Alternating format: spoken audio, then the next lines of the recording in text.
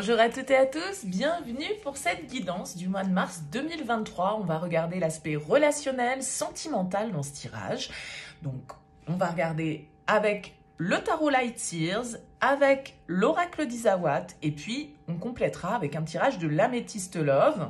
On va faire un premier tirage relationnel, vous, l'autre, la relation. Donc ça va sous-entendre effectivement que vous avez quelqu'un dans votre tête, dans votre cœur ou dans votre vie. Et puis on complétera avec un tirage de l'améthyste Love qui parlera peut-être un petit peu plus largement à tout le monde, c'est-à-dire ceux qui sont en couple, en relation, qui ont quelqu'un en vue ou les célibataires. Alors bien sûr, vous gardez toujours à l'esprit que ces tirages, eh bien ce sont des tirages généraux, donc forcément, ils ne vont pas parler à tout le monde. Alors vous ne prenez que si ça fait écho pour vous, que si ça vibre par rapport à un message que vous avez besoin d'entendre. Les guidances, c'est un éclairage, c'est un outil, c'est pas une vérité absolue ni une fin en soi. Donc prenez toujours le recul nécessaire par rapport à ces guidances. Et puis si ça vous parle pas, il n'y a pas de souci, vous laissez de côté. Ça ne peut pas parler à 100% des spectateurs, c'est normal. Alors si vous souhaitez développer lors d'une guidance personnalisée, vous retrouvez mon mail en bas de cette vidéo, lililataro@yahoo.com. Je fais toujours une approche préalable avant la première consultation pour voir si je cerne bien votre situation. Donc, dans votre mail, vous me donnez uniquement prénom, date de naissance des personnes concernées et le domaine de la question. C'est pro, c'est sentimental, c'est financier, pas plus de détails. Pas de questions, sinon forcément dans votre question, il va y avoir une influence sur la situation actuelle. Et moi, je veux partir sur une page la plus vierge possible. Donc vraiment, j'insiste là-dessus, uniquement des prénoms, des dates de naissance et le domaine. On s'arrête là et je reviens après vers vous pour vous expliquer bien évidemment mon fonctionnement. Voilà pour le préambule, on se retrouve tout de suite pour le tirage.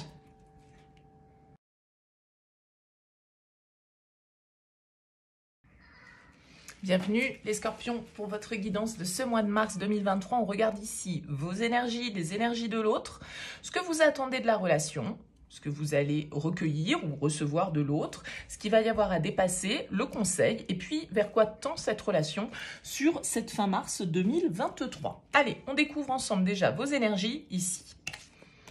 On a l'impératrice et on a la carte des schémas. Ok.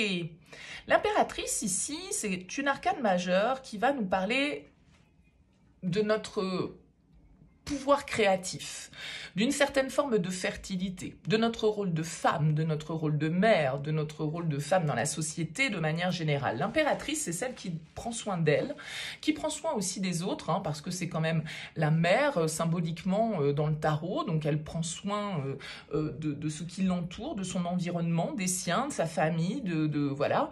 Elle est en tout cas dirigée par une certaine forme de bienveillance, d'amour, un petit peu universel comme ça avec l'impératrice. Alors cette carte des schémas, qu'est-ce qu'elle vient nous indiquer? Elle vient nous indiquer une situation dans laquelle vous vous sentez peut-être un petit peu bloqué, une situation qui se reproduit un petit peu à nouveau dans votre vie, certaines pensées, certaines situations très concrètes, certaines épreuves, voilà, ou un mode de fonctionnement sur vous-même, sur votre pouvoir personnel, parce que c'est une carte un peu de girl power pour moi, l'impératrice.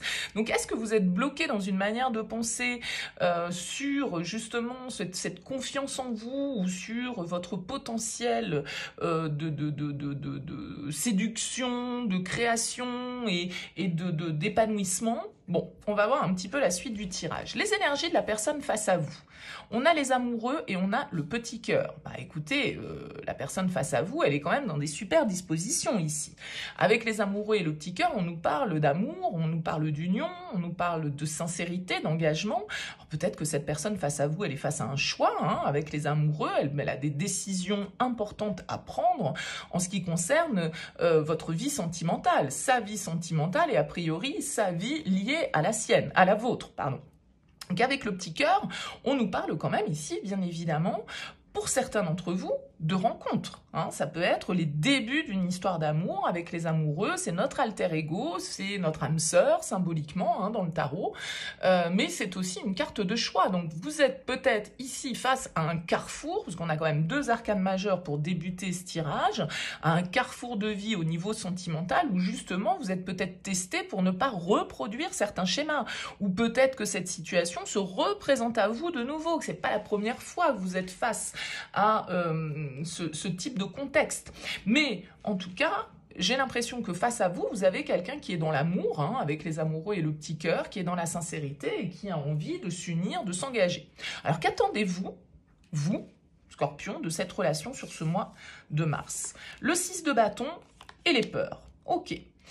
Je pense que ce que vous attendez ici avec le 6 de bâton, c'est une certaine forme de victoire, de réussite, de reconnaissance. Le 6 de bâton, il veut obtenir un petit peu les lauriers de l'énergie qu'il a investie, des défis qu'il a relevés, des obstacles qu'il a su dépasser. Il veut qu'on lui reconnaisse ça. Il veut obtenir cette distinction. Vous voyez, ressortir peut-être un petit peu du lot ici pour vous et puis peut-être justement être reconnu par l'autre à votre juste valeur, puisque on pouvait voir ici que vous étiez peut-être en proie au doute par rapport à votre capacité à aimer ou à être aimé, vous voyez. Et il y a des peurs ici qui sont à dépasser, hein. Donc vous pouvez être dans un schéma. Alors surtout c'est vrai que quand je regarde ici le dos de deck, vous avez le 3 d'épée et vous avez la carte du temple. Le temple, c'est ce qui se passe en nous. Et j'ai l'impression ici qu'il y a une blessure avec ce 3 d'épée que vous n'avez pas réglé et qui peut-être vient de nouveau être ravivée sur ce mois de mars parce que justement vous n'avez pas totalement réglé cette question, vous n'avez pas totalement compris peut-être une leçon ici et donc la vie vient vous représenter peut-être de nouveau cette situation pour qu'elle soit comprise. Et vous avec ce 6 de bâton en objectif, il y a quand même, comme je le disais, cette idée de vouloir obtenir gain de cause et peut-être justement de réussir à retrouver une certaine forme de confiance et de dépasser ces peurs, de dépasser ces angoisses dans lesquelles vous pouvez être ici avec ce 3 d'épée, la peur d'être blessé à nouveau par exemple, hein, si ici on nous parle d'une nouvelle rencontre, bah vous rencontrez quelqu'un avec qui il y a un feeling, mais voilà, vous avez peur de retomber dans des schémas anciens, vous avez peur que certaines situations se reproduisent parce que vous n'avez pas totalement guéri de ça et donc vous avez tendance à le projeter dans toute nouvelle histoire qui peut se présenter à vous, voyez. Bon, on va voir ce que l'autre va vous proposer. Le monde et le solitaire. Le solitaire, ça peut être un diamant, hein. Le solitaire dans la symbolique, malgré tout, c'est une carte qui nous parle de célibat, d'indépendance, d'autonomie, hein, avec la carte du solitaire. Mais la carte du monde, encore une arcane majeure ici, c'est une ouverture, la carte du monde. C'est une carte justement de réussite, d'achèvement. Alors symboliquement, effectivement, on pourrait y voir la fin, mais je ne pense pas ici que ce soit vraiment les énergies. Mais avec le monde, dans ce que la personne face à vous a à vous offrir, c'est un petit peu la dernière pièce du puzzle qui vous manquait. C'est la dernière pierre à l'édifice pour qu'il soit complet et qu'on puisse passer à une nouvelle étape. Alors peut-être que c'est quelqu'un justement là qui sort de sa solitude, qui sort de son célibat et qui est prêt à s'engager. D'accord? On peut avoir quelqu'un ici avec la carte du solitaire, quelqu'un d'assez autonome, assez indépendant et qui était peut-être très bien tout seul et qui là, d'un certain côté, est prêt à s'ouvrir à l'amour, est prêt à passer à une étape supérieure dans sa vie sentimentale avec vous. Ça peut vous faire peur, vous avez peut-être peur de retomber dans certains schémas, mais je pense que c'est plus des schémas intérieurs de manque de confiance en soi ici et de peur à dépasser. Alors on va voir justement ce qu'il va y avoir à dépasser sur ce mois de mars. La 10 d'épée et la petite voix. Ok. Il y a vraiment ici cette idée avec la 10 d'épée d'accepter symboliquement la fin d'une situation. Le 10 d'épée, c'est une épreuve, c'est une difficulté qu'on doit dépasser. C'est quelque chose qui se termine, ou une douleur ou une souffrance qu'on doit reléguer au passé, pour pouvoir accueillir la lumière, pour pouvoir accueillir le renouveau ici. Et il y a potentiellement ce renouveau. Avec la petite voix, on vous dit d'écouter votre intuition. On vous dit de vous faire confiance ici. Parce que votre mental, vos peurs, vos fonctionnements, vos blessures anciennes non réglées, blessures de trahison, la peur d'être déçu, la peur d'être rejeté, la peur d'être seul, eh bien tout ça, ça vient embrouiller votre mental avec ces 10 d'épée et donc du coup, ça vient créer trop de tumulte, trop de difficultés, trop de négativité et donc du coup, vous n'arrivez plus à percevoir vraiment ce que vous dit votre instinct, votre intuition, votre petite voix intérieure. Donc là, il y a vraiment un schéma mental à dépasser pour pouvoir s'ouvrir à autre chose. Quel est le conseil? Le 6 d'épée et le dolmen. Ouais, le 6 d'épée, c'est une carte qui vous invite à la transition, qui vous invite symboliquement au deuil. Hein. Encore une fois, 10 d'épée, 3 d'épée, 6 d'épée. Bon, on a quand même ici une idée de devoir passer à autre chose, hein, de devoir accepter de changer ou accepter un changement ou accepter une décision ici, hein, peut-être aussi, qui est prise après tout de l'autre. Et puis, c'est peut-être pas la première fois que ça se présente. Et puis, peut-être que c'est quelqu'un, après tout. Hein, on peut aussi lire les choses comme ça avec le monde et le solitaire qui part pour vivre sa vie seule et puis qui met fin à la relation. Bon, mais vous voyez, c'est quand même pas ma première lecture. Ici, avec le 6 d'épée en conseil, on vous dit d'accepter le changement. On vous dit d'accepter de lâcher, encore une fois, des épées. Donc, beaucoup de mental pour vous, les scorpions, sur ce mois de mars. Beaucoup de mentalisation, beaucoup de peur, beaucoup d'angoisse, beaucoup de rumination, beaucoup d'idées noires. Et tout ça, ça vous bloque. Il faut dépasser ces blocages-là. Il faut que vous acceptiez de digérer quelque chose et de mettre au placard certaines situations de votre vie pour reprendre le pouvoir, pour reprendre confiance et pour sortir justement d'une situation dans laquelle ça se répète sans cesse avec le schéma. Il faut dépasser ce mode de fonctionnement pour vous, parce que j'ai quand même l'impression ici que vous avez quelqu'un de sincère quand même. C'est ma première lecture au départ. Bien sûr que si je voulais y voir une rupture, je pourrais, mais c'est pas la symbolique que je perçois ici. Alors, on va voir justement vers quoi tend la relation sur le mois de mars. Ben oui, regardez, chevalier de coupe et l'union. Donc, c'est-à-dire qu'ici, pour moi, il y a vraiment un lien sincère hein, pour vous. Une personne qui est prête à la réalisation, qui est prête à s'ouvrir à vous, qui est prête à être dans l'engagement, à être dans la sincérité. Simplement, vous trimballez des vieux bagages à l'intérieur de vous, ici, qui vous font ressasser certaines blessures, certaines peurs, certaines trahisons, et du coup, certaines épreuves au-delà desquelles vous n'êtes pas passé. Et peut-être que vous avez l'impression, avec la petite foi, de percevoir les choses, parce que vous vous dites « Ah, je sens que… » mais vous vous plantez en fait, peut-être, vous sentez rien du tout, votre intuition, elle n'est pas la bonne, vous écoutez l'ego, vous écoutez vos peurs, mais vous écoutez pas votre intuition.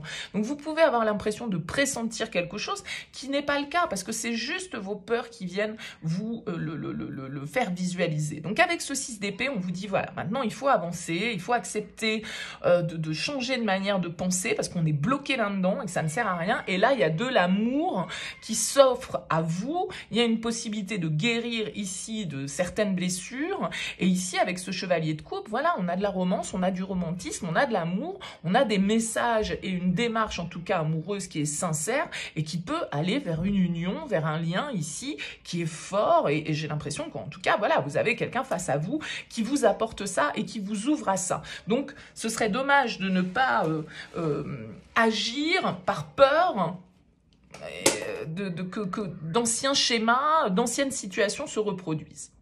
Bon, n'hésitez pas à me dire en commentaire, hein, les scorpions, bien évidemment, c'est toujours intéressant pour moi de savoir comment ces guidances vous parlent. On poursuit ce tirage avec l'améthyste love, on se retrouve tout de suite.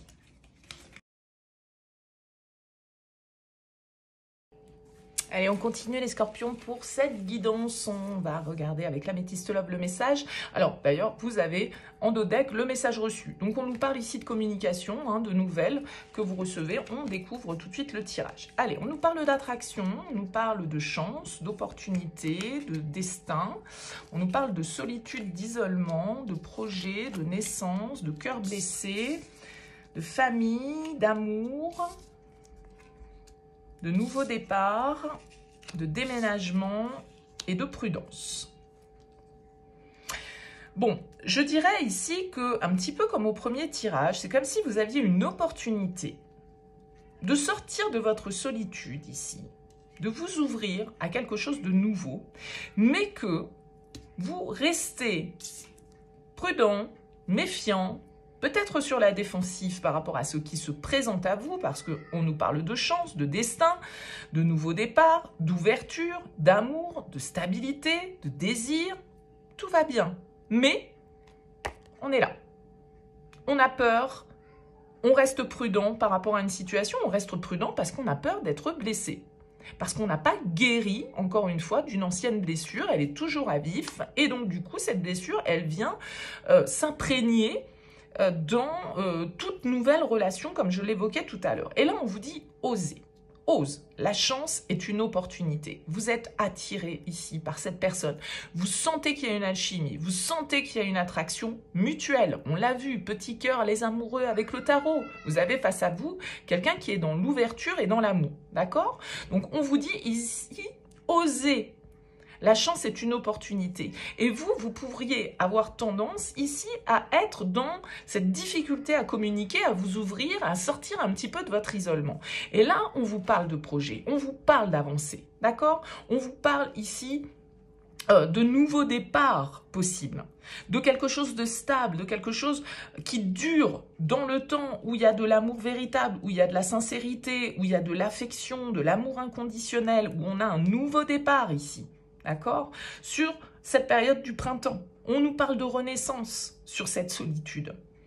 Donc là, pour les scorpions qui étaient célibataires, eh bien, s'il y a une nouvelle rencontre pour vous, attention à ne pas, j'irai passer à côté parce que par excès de prudence.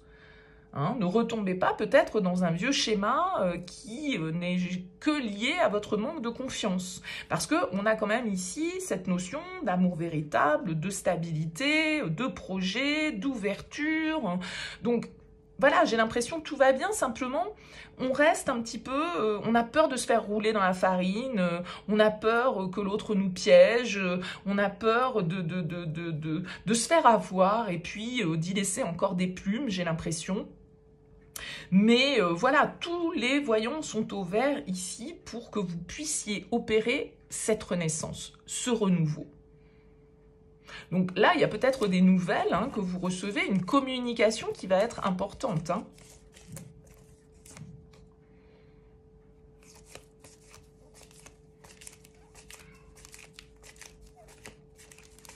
Ouais. Bon, écoutez, à vous de me dire, parce que c'est vrai que j'ai l'impression que ce tirage, en tout cas, fait bien écho à ce que je vous ai dit dans le tirage précédent avec le tarot. Il y a vraiment cette possibilité de renaissance.